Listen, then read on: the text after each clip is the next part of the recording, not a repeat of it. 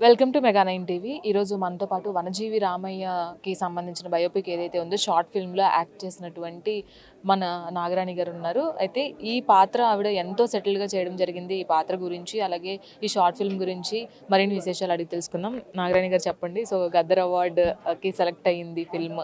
So ఇందులో మీరు భాగమవడం ఎలా అనిపించింది? ఇందులో చేయడం రియల్‌గా అదృష్టం. ఎందుకంటే ప్రతి యంగ్ టు ఓల్డ్ ప్రతి ఎమోషన్స్ ఉన్న రోల్. అండ్ ఎందుకంటే 'వనజీవి రామయ్య' గారు సామాన్యమైన వ్యక్తి కాదు. సో, అలాంటి తన గురించి ప్రజల్లోకి తీసుకెళ్ళడానికి ఇంతమంది చేసే ప్రయత్నంలో నేను ఒక భాగమైనందుకు I am so lucky. Brahmaji గారు ఒక సీనియర్ ఆర్టిస్ట్. ఆయనతో కలిసి పనిచేయడమే ఒక అదృష్టం అని చెప్పుకోవాలి. సో ఈ సినిమాలో ఫుల్ లెంగ్త్‌లో ఆయనతో కలిసి నటించడం జరిగింది. ఎలా అనిపించింది? ఇంకా నార్మల్‌గా ఎవరో చెప్తే వస్తే అది ఇంకా వేరంటే ఇంకా బ్రహ్మాజీ గారే నన్ను రిఫర్ చేశారు. అది ఇంకా బ్లెస్డ్ ఫీలింగ్. ఎందుకంటే 'కథకళి' మూవీ షూటింగ్ టైంలో సార్ కాంబినేషన్‌లో సీన్స్ అయ్యాయి. అండ్ ఈ రోల్‌కి ఇన్నోసెంట్‌గా అండ్ తెలిసి తెలియనట్టుగా ఉన్న రోల్ తిను అయితే కరెక్ట్‌గా ఉంటుందని సారే రిఫర్ చేయడం అది ఇంకా అదృష్టంగా భావిస్తున్నా. సో, ఇంక అంతకంటే ఏముంది సారే సెలెక్ట్ చేస్తున్నారు కదా! సో యాక్చువల్లీ ఈ సినిమా తీసి ఇప్పుడు గద్దర్ అవార్డ్ రిసీవ్ చేసుకునే వరకు కూడా ఈ సినిమా పలానా వాళ్ళు తీశారు అని చాలా మందికి తెలియలేదు.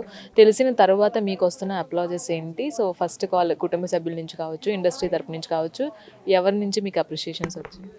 అండ్ ప్రతి ఒక్కరి దగ్గర నుండి వస్తాయి. ఎందుకంటే ఇది బయోపిక్ మూవీ అని సన్న నుండి కూడా వనజీవి రామయ్య గారి గురించి స్టడీస్ చేయడం, వీడియోస్ చూడడం అన్నీ చేసినప్పుడు ఖచ్చితంగా అవార్డ్స్ వస్తుందని అందరము అనుకున్నాము. అండ్ నేషనల్, ఇంటర్నేషనల్ వైస్‌గా అండ్ గద్దర్ అవార్డ్స్ తర్వాత కూడా ఇంకా దీన్ని ఫీచర్ ఫిల్మ్‌గా చేయాలని ప్రతి ఒక్కరం అనుకున్నాం కాబట్టి అందరూ ఇంకా గద్దర్ అవార్డ్ అనౌన్స్ చేయగానే చాలా ఫ్రెండ్స్ అండ్ హోమ్ టౌన్‌లోనే ఒక షూటింగ్ అయింది.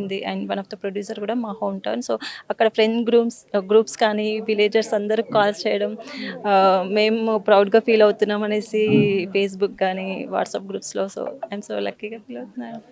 ఏదన్నా మనకి ఈ ఎలాంటి క్యారెక్టర్స్ వచ్చినప్పుడు ఏ క్యారెక్టర్ అయినా రిఫరెన్స్‌గా కొన్ని క్యారెక్టర్స్‌ని మనం తిప్పుతూ ఉంటాము.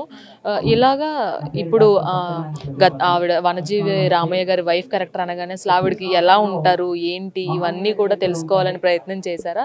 ఎలాంటి గ్రౌండ్ వర్క్ చేశారు? యాక్చువల్‌గా గ్రౌండ్ వర్క్ అంటే మరీ ఎక్కువ చేయలేదు. ఎందుకంటే నేను వేరే షూట్‌లో ఉన్నప్పుడు సార్ కాల్ చేశారు. ఆహ్, వెంటనే ఓకే. 'వనజీవి రామయ్య' గారంటే జస్ట్ ఇంకా సార్ మీదే ఎక్కువ ఫోకస్ ఉంటుంది. పెద్ద నాది అంత ఇంపార్టెంట్ రోల్ ఉంటుందో లేదో అన్నట్టుగా అనుకున్నాను. సార్ గురించి అదే 'వనజీవి రామయ్య' గారి గురించి అన్ని వీడియోస్ చూస్తున్నప్పుడు కూడా. బట్ లుక్ వైస్‌గా చూసుకొని వెళ్ళాను. ఇదే లుక్‌లో. దాని తర్వాత ఒక్కొక్కటి సార్ చెప్తుంటే అప్పుడు కదా సేమ్ రామయ్య గారికి తగ్గ రోల్ అది యాక్చువల్‌గా. అది నిజంగా నా అదృష్టం. ఎందుకంటే సార్ బయటకెళ్తుంటే ఓన్లీ మొక్కలు నాటుతూ ఆ వేలోనే ఉంటారు. నాకు ఇంట్లో అండ్ బయట ప్రతి ఎమోషన్స్ ఇంట్లో వాళ్ళ కోసం కష్టపడడం, బయట వాళ్ళు గూడా ఎవరైనా ఏమంటే రామయ్య గురించి మీకేం తెలుసు అనేసి ఇంకా చానా ఉంటుంది రోల్ డైలాగ్స్ కానీ. సో, అవన్నీ ఆహ్, చాలా congratulations and all the best for the future films. Thank you so much.